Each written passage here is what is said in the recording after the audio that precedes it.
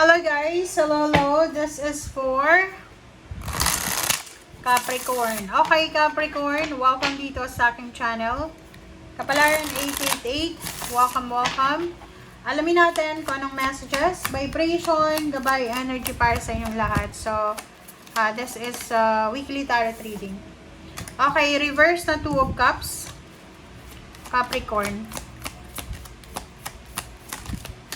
And Ace of Wands.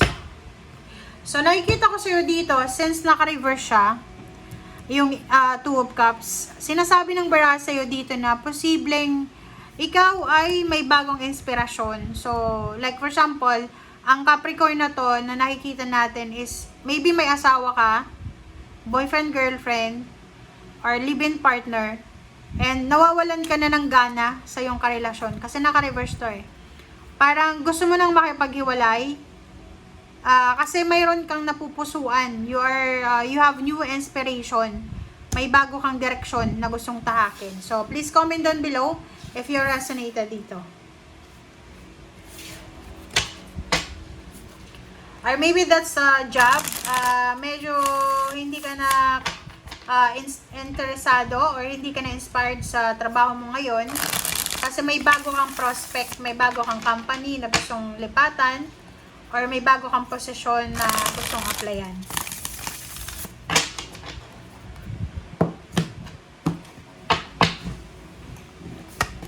Okay, first card natin is Queen of Cups, Ace of Pentacles, Justice, King of Cups, and Nine of Pentacles, Ten of Wands. Okay, Ten of Wands and the Star, and OMG.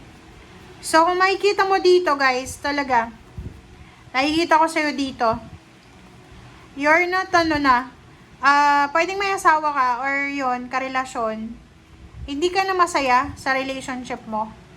May bago kang may bago kang prospect. Like, nakakaloka ka. Bakit ganon? Maybe you're in love sa ibang tao. So, there's a third party.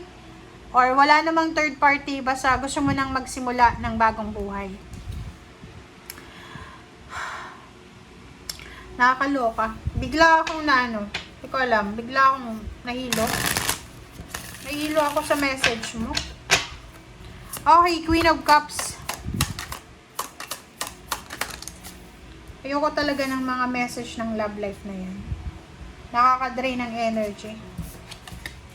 Okay, so Queen of Cups and Queen of Wands, Ace of Swords.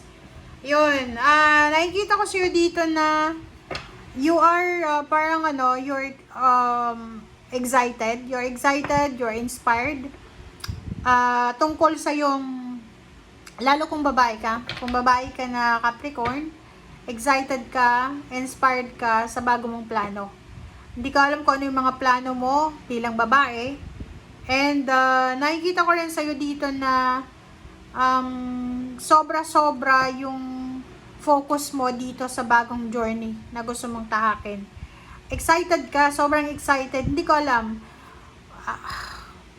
Kung single ka, okay lang. Pero kung may asawa ka, may boyfriend, girlfriend, may ka-live-in ka, excited ka na makipaghiwalay, hindi ko alam. Bakit ganun? Okay, let's check. Nakakaloka. Ace of Pentacles, Queen of Pentacles. Puro babae ito, guys. Babae talaga to. The focus of this reading is all about emotion, about job, about money. So, nakikita ko sa'yo dito na meron dito na Capricorn na, sorry nakikita ko sa'yo dito, masyado kang tamad. Okay? Masyado kang tamad na gusto mo ng shortcut. Like dito sa trabaho, ayaw mong mag-apply sa mababang posisyon. Or kung nag-a-apply ka man, or nagkakaroon ka man ng trabaho, pero hindi ka tumatagal. Kasi, mabilis kang mawala ng gana.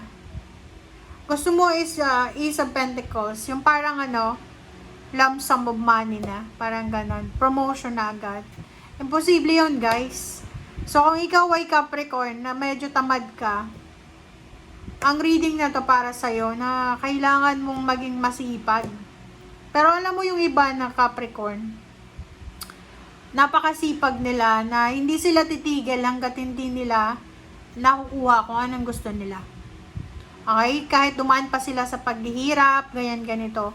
Pero itong energy na to ng 1, 2, 3, 4, 5 cards, medyo hindi maganda. Kasi yung Capricorn na yan ay gusto niya ng easy money, easy relationship. Yung parang, sorry pero kapit sa patalim ba? Hindi ko alam kung bakit ganun. Nakakaloka ka. Nahilo talaga ako. Okay, Justice. Justice and 7 of Cups. Nahilo ako sa reading mo. Mag-iingat ka, Capricorn. Mag-iingat ka sa mabilisang action. Pagpirma ng kontrata, basahin mo mabuti yung kontrata na pipirmahan mo, papeles, dokumento. Huwag kang masyadong magpadalos-dalos na magpakasal, na makipaghiwalay. Be careful din sa mga sinasabi natin sa kapwa natin. Kasi there's a karma here. Alam mo ba, nakaka-drain ng energy yon para sa akin na nagbabasa. Pag ganito yung energy kasi yung energy dito, guys, hindi ko alam kung lahat sa inyo makaka-resonate, pero there's someone here, maybe may isa sa inyo na Capricorn siya na alam niya na mali yung ginagawa niya. It's either may asawa ka, pero may third party ka. May third party ka because of money. Maybe mahal mo yung asawa mo, pero wala siyang pera. So, yung third party mo may pera. Pero alam mo na mali yun. Kaya lumabas si karma eh. And yung iba din trabaho dito, parang yung iba, gusto ng shortcut na trabaho. Gusto yung easy money lang. Oh. Nakikita mo ba to? If you are married, Capricorn, pakaramdam mo, yung partner mo, nagtitiis lang sa'yo yan. Tingnan mo, oh. Pagod na din siya. Hindi lang ikaw yung pagod. Pagod na din siya. Pero mas pinili niya na tumahimik. Mas pinili niya na ilaban yung relationship nyo. 99. Ito yung goals mo eh. Diba? Sabi sa'yo eh.